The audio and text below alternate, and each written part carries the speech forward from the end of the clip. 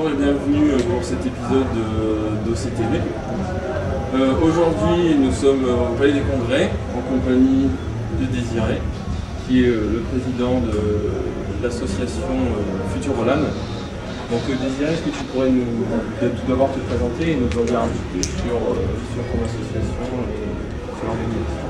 Tout à fait, donc Désiré Koufao, je suis président de l'association Futuroland depuis maintenant 9 ans. Dans ma vie réelle, je suis informaticien, administrateur de base de données Oracle, dans une petite entreprise installée pas loin sur la technologie Futuroscope, à plein temps. Donc il faut gérer cette association sur les week-ends, les soirs et les jours fériés. Mais bon, c'est un vrai plaisir chaque année d'arriver à réussir cet événement. Donc on va dire qu'on va continuer encore à œuvrer pour les communautés. Et donc la Gamers Assembly qui est la principale manifestation organisée par Futuroland, parce que Futuroland organise aussi d'autres manifestations, voire aide d'autres organisations à réussir aussi d'autres événements. D'accord. As-tu des exemples en particulier de certaines organisations? Tout à fait. Par exemple, il y a eu il y a quelques temps, au mois de novembre ou décembre, je ne sais plus, peut-être novembre ou décembre, une manifestation à Talence, à côté de Bordeaux, la Talane. Donc Futuroland a été mobilisé pour organiser cette LAN party de 200 joueurs dans un gymnase. On a aussi travaillé avec le Futuroscope plusieurs fois. Peut-être la participation la plus importante, ça a été la mise à disposition de 2 personnels à plein temps pendant 9 mois dans la Cité du Numérique en 2003. Et c'était donc 2 personnes de Futuroland qui animaient la cité, puisqu'il y avait une trentaine d'Xbox en réseau et il fallait créer de l'événement au quotidien pendant 9 mois. Voilà, c'est d'autres exemples. On a travaillé plusieurs fois avec le SWC, notamment lorsqu'ils ont fait la Coupe du Monde à Poitiers, enfin au Futuroscope. C'était aussi avec l'aide de notre staff. Voilà. D'accord. Donc à côté de ça, tu gères, tu es grand président de l'association. 1m71. de la Gamers Assembly. Et qu'as-tu apporté par rapport aux années précédentes lors de ces Gamers Assembly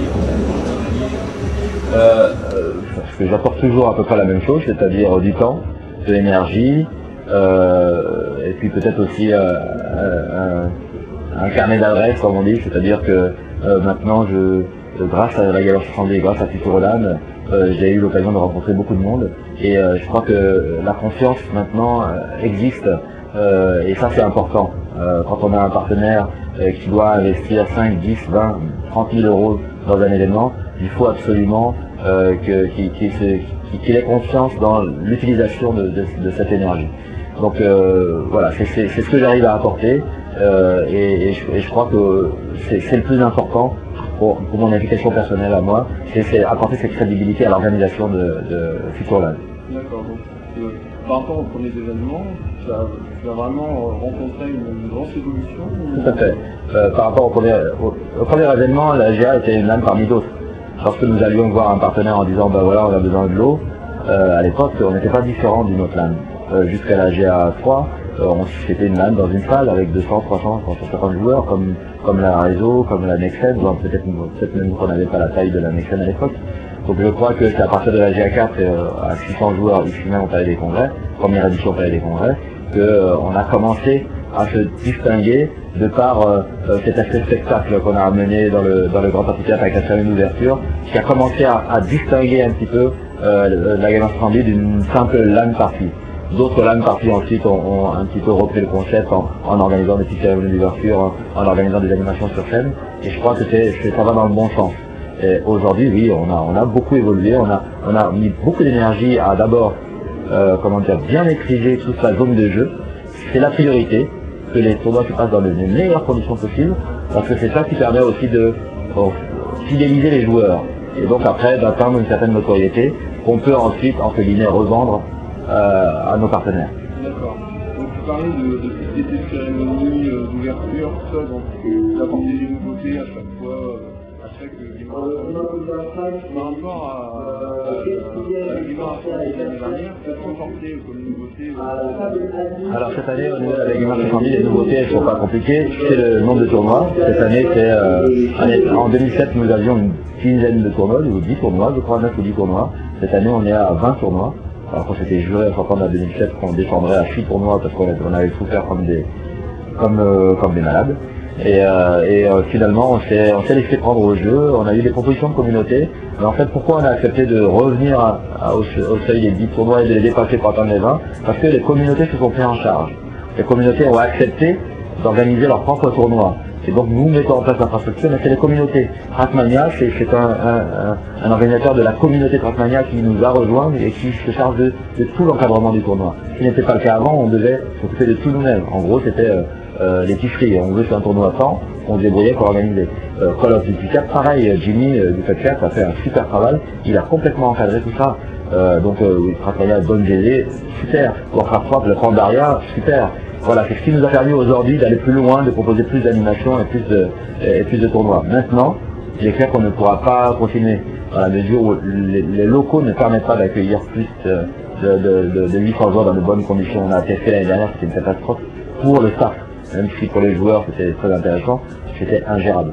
Donc on va rester dans l'accueil de 800 joueurs, donc après le prix se fera en fonction des communautés. On voit bien que Quake 3, Quake 4 ne va plus encore longtemps être à la pointe sur le sport électronique, donc ça risque d'être ce genre de communauté qui disparaît comme ça. On voit que CES a eu un peu plus de mal cette année, donc voilà, toutes ces communautés qui ont du mal comme ça à décoller pourraient effectivement laisser leur place à d'autres communautés qui sont plus actives. Donc tu parlais de communautés qui mettent des jeux vidéo. Il y a une communauté qui se développe un peu en ce moment, c'est tout ce qui est communauté overclocking.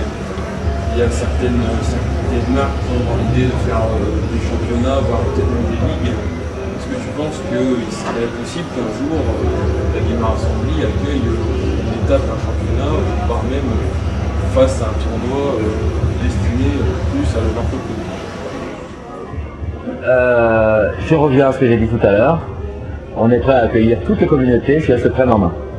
Si effectivement la communauté de l'overclocking dit voilà, nous on propose un tournoi avec 20 équipes, c'est telle personne qui l'organise, voilà les conditions dont on a besoin, voilà les plannings, voilà comment. Voilà, à partir de ce moment-là, nous on va mettre en place ce qu'il faut pour que ça se passe. Si matériellement et techniquement c'est faisable, bien sûr.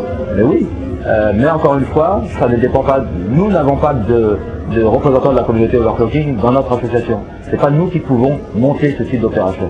Donc ouvert à tout à condition que la communauté elle-même se bouge. D'accord, très bien. Donc